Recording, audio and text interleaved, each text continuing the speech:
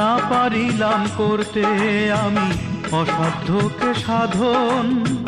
জীবন ভরে করলাম শুধু দুঃখই উৎপাদন, করলাম দুঃখই উৎপাদন। সুখের দেখা পাবো কিনা